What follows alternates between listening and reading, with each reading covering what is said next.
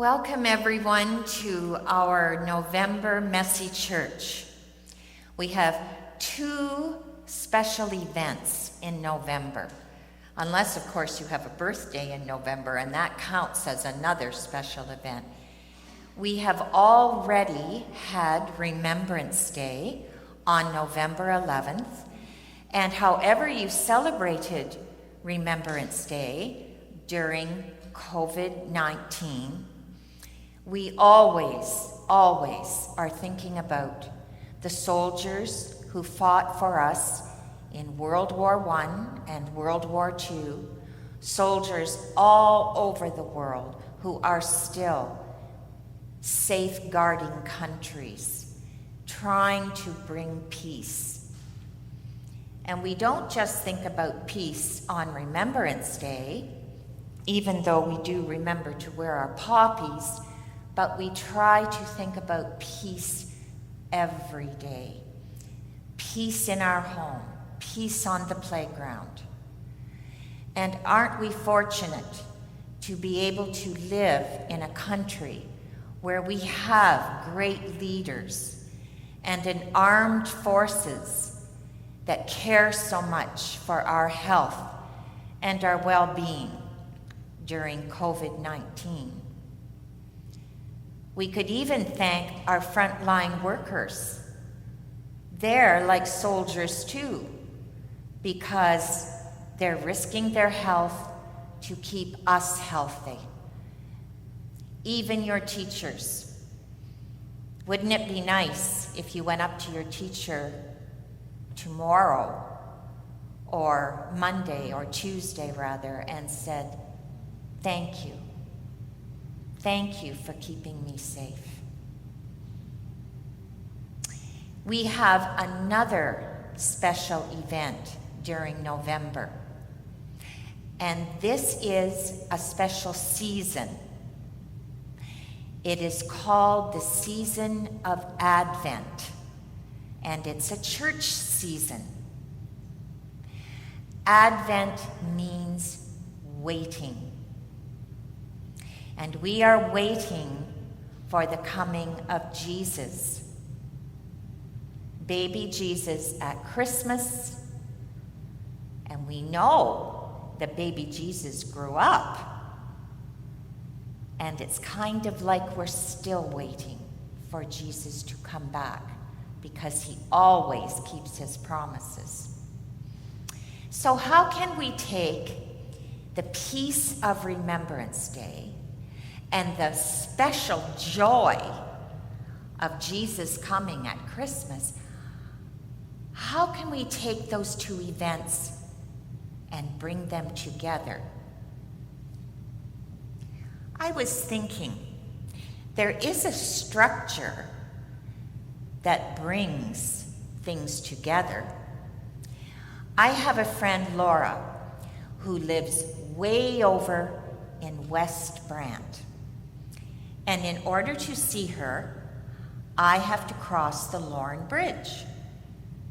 I come up Brant Ave, and I turn right, and I head over the Lorne Bridge because the Grand River is flowing underneath, and I certainly couldn't take a canoe, and I can drive right over the Lorne Bridge, which connects me to Laura. I thought it might be fun for you to make a bridge. I'm sure you've done them in school before. You could use Lego, you could use boxes, you could use giant blocks, even chairs, as long as you ask your mom if it's okay. I made a bridge out of Lego. And when I was reading about bridges, I discovered this. Engineers have to be well schooled to build bridges. They need to go and check the geography to see about the depth of the lake or river that the bridge has to be over, or the valley or the gorge. And then they go home and they make very special drawings to make sure that they have the right measurements, to scale for them, of course, for the bridge. Do you know that the longest bridge in the world is in China? This is a railroad bridge, not meaning that the bridge spans a railroad underneath, but that people actually can get in a rail car and it drives them over the bridge. And guess how long this bridge is? It's such a big number, I had to write it down. This bridge is 164,800 meters long. That's about 102.4 miles. That is a long bridge. But people in China, there are so many people that it would take them forever to get to work in a car. And so this way, they can zoom across the bridge and be to work on time. The longest bridge in Canada is the Confederation Bridge. This goes over the Northumberland Strait, and it connects New Brunswick to Prince Edward Island. And do you know Father Tim and Lynn and Sophie and Felicity went on a holiday to Prince Edward Island not too long ago, and they actually drove across the Confederation Bridge, which is 8 miles long. So that's a little information about bridges. I made my bridge out of Lego. The most important thing is the bridge has to be safe. It has to be able to carry the weight of the traffic or the train in China. And that's especially important for the safety of others. Let's take a look at my bridge. I'll have to help my car up because it's not motorized. Let's see if it can go down the bridge safely. It did. I've got water underneath my bridge. It's fun to build bridges.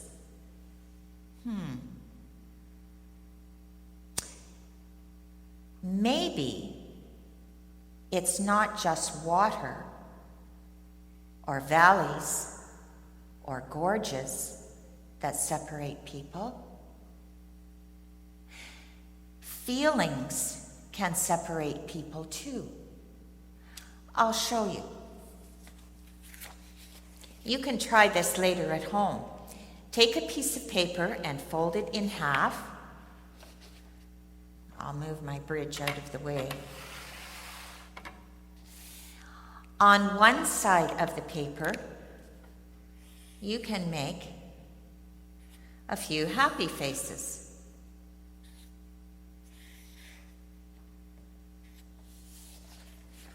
Okay? On the other side of the paper, you can make some sad faces or some cross faces.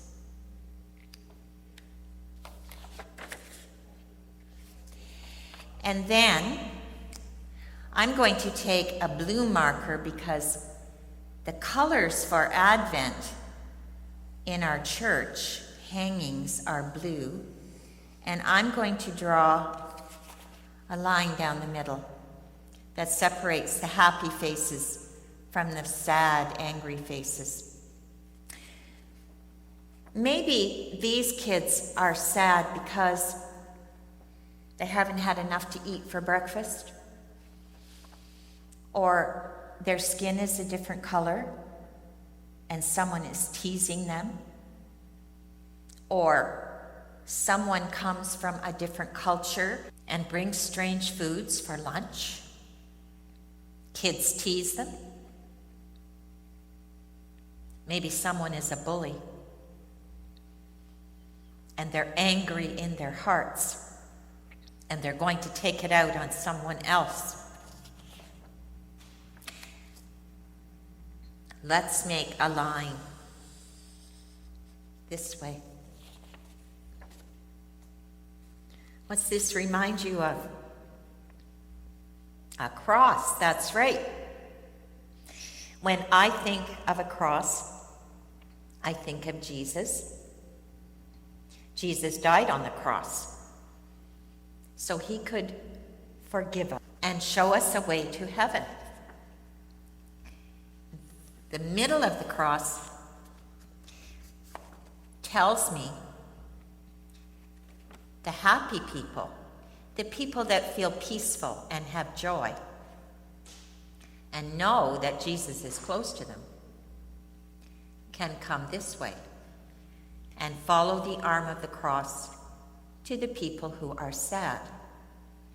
It's like a Jesus bridge coming from the hearts of all of us who know that Jesus will stand near us and take care of us. So they'll come over here. They might not want to go near the bully, but they can tell the teacher there's a problem. They might walk up to the child who is lonely because he carries a different lunch and say, I'll eat lunch with you today. Those kinds of actions are building Jesus bridges. And that's what I hope you can do every day, not just during Advent, but every day.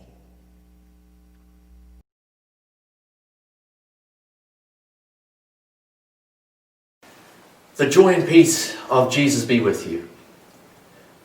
It's been 6.5 years since we arrived in Brantford at St. Mark's, and one of the highlights for us in terms of the journey we've shared has been Mercy Church.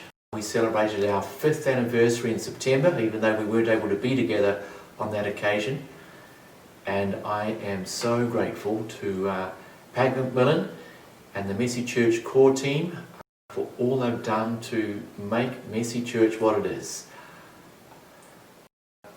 We do pray for God's blessing upon you all as we continue the journey now in separate centres. My hope and prayer is that we may be able to launch a Mercy Church in Hamilton as well. I'm going to conclude with a prayer that Mrs. McMillan has written. Our dear God, please bless our homes, our schools and churches as places of joy and peace. Thank you for our parents and teachers who help us to learn more about the world you created. Please keep our communities safe. Help guide us to build bridges of kindness among others in our world as we wait for Jesus' coming. God bless you all, and thank you from the bottom of our hearts.